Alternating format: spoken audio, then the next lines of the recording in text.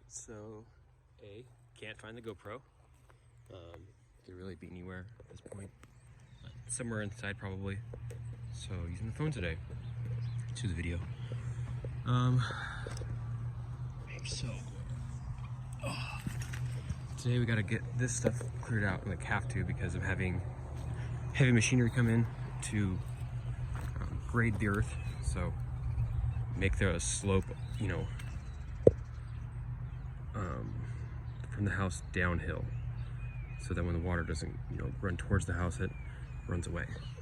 And they didn't put gutters in the house, so it's actually pretty bad around the house, and there needs to actually be a lot of work, and it's not just a shovel and, you know, hoe type of work. It's heavy machinery work, or a lot of days of work. But you see there's no gutter on the back for some reason. They have a gutter on their ugly awning, but not on the house, so that's confusing. So these, it looks kind of like a big mess, but it really won't be that hard to get out here. I'm not even gonna have to lift anything up, because I'm just gonna take these ratchet straps and just kind of flip them around like that. You just do a bunch of them together, and you know, it's super long, and I got multiple of them. And then you hook it to the back of the truck, and you just pull it. So, you know, work smarter, not harder. Let the truck and everything else do the work and not me. But out here, oh my God, there's one of the cats. These cats are vicious. This used to be their home, and they definitely want to come back. Yeah, this is not a nice cat. He's gonna go get his buddies now, and they're gonna come attack me. Okay, but so all these, that came from the front yard. Had to clear that out yesterday so the trailer can get in. Kind of move things to the side so that we could bring the trailer over here. So I have to clear this morning, and again, it looks pretty hard, but I have a plan for that as well. I have to get in here, cut enough branches down, because we have to get back in here. Because right here, as you see, the gate. And God damn it. Yeah, so I need to cut that tree a little bit. Hey. And terrifying Doberman pincer. So, yeah. Those dogs don't like people very much. They kind of freak me out. But yeah, I found that hay, you know, a couple weeks ago. I was like, oh, that's weird. But I have, you know, a good friend who actually works security for us down at Sports Center on Friday and Saturday nights. And he has like a huge ranch way out in town. But he, you know, sells cattle and all that stuff. So, you know, I called him up and said, hey, I got some hay. Do you want it? You know, I don't want to sell it just for free. And I know nothing about it. I just kind of wanted it out of here. And he's like, absolutely. And he goes, how many? I go, probably like 50 or 60, which I guess is worth a couple bucks. So, you know, offered that to him, and then asked him if he knew anybody with heavy machinery that would be willing to rent it out to me instead of going with like a company, because I'm going to need it for multiple days. He's like, well, I have two what you're looking for, you know. So he has a backhoe, and I'm like, really? And yeah, and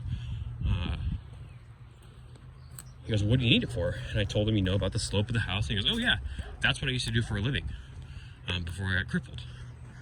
And so he has a medical condition that, you know, he had to stop working, but, you know, can still operate machinery here and there.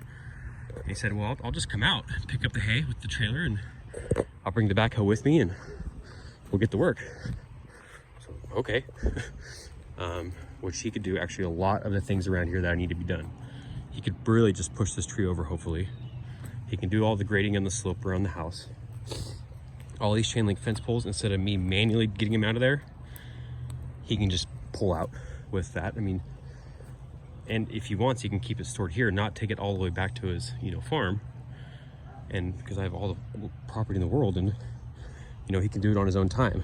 Because I said I had a friend who could operate it, and he says, I like operating my own equipment, which I totally understand. You know, so I said, well, tell me how much you want, and we'll figure it out. But he has, you know, he's gonna get the hay bales for me, so, you know, he's kind of getting something for me too. He's also a friend. So I don't know. I mean, I think it's It's gonna be the best deal I'm gonna get on the amount of work I need done.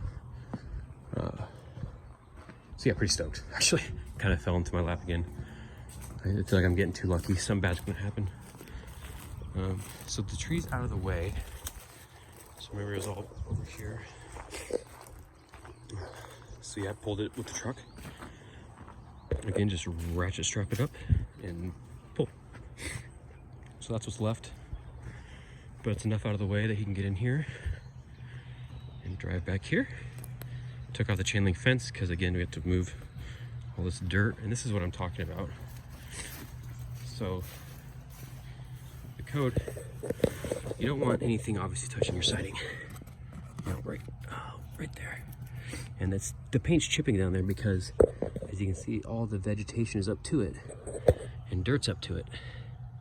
So when dirt gets wet, the water goes up and it's going to soak into a non-porous thing like this wood. So you don't want that. You don't want that at all. And I think I may have to replace the siding around the bottom just to be safe because it is wet. And it's not, that's not even the bad part. Here's the bad part of the house. So over where the septic tank is, and the faucet, you can see how high it is. It's like halfway up the siding. It's deep, and you want at least 6 inches of foundation exposed, and I'm not even close to that. So it has to be dug down by like probably about a foot around the whole house.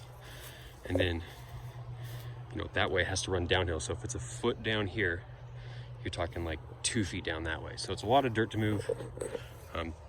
It's kind of a big deal, and you can kind of see the foundation here. That's not even close to what we need, because that piece of wood, that's the vent for the crawl space. So it's plugged up because there's, you know, growth against it, and so the crawl space can't breathe. You know, it can't dry off. When it gets wet, it can't, you know, the house can't breathe. So we need to fix that, definitely. That was one of the big, that's like one of the major things that had to be done, and we knew it had to be done pre-inspection. House is coming along good. We're gonna have to kind of work on this soon, but we don't know what we're gonna do. So this carpet underneath, there's this black pad, and the black pad is adhered to this white floor with asbestos. So what I think I'm gonna do before we have a plan of pulling it up, or a plan of what we're doing with this room, is these 2x4s. I'm gonna put around the perimeter of the room. And then I have this plastic sheeting here, which we'll put over the top, which will A, create a vapor barrier too, because the cat's urinated here. And it's like the last spot where there's urine. And that black plastic will make it so we can walk on it just fine, and, you know, no issues, and we can still work on the rest of the house without, you know, really being concerned about kicking up anything in here, because then we can start demoing these, getting all this stuff out of here. Broke a fan yesterday. Thank you, Walmart. Sell better products. Yeah, no, I mean, there's not been a whole lot of progress inside. That's not what we're working on right now. We're trying to get outside done, and we're pretty close there. And once we're done there, then a lot of this can be tackled. But one thing that is good, bathtub's fine, shower's fine, everything's fine, and it's exposed down here, which is nice. So you can see if there's any leaks, and there's not. I mean, really, you could take a shower here today once this is clean. I mean, it doesn't have to be clean, but I want it to be clean if I shower in it. And then the floor is looking a lot better, and a lot of that smell's gone. So what we've been doing is baking soda, which you can see everywhere. You know, just kind of putting it out to soak up the smell, and then vinegar.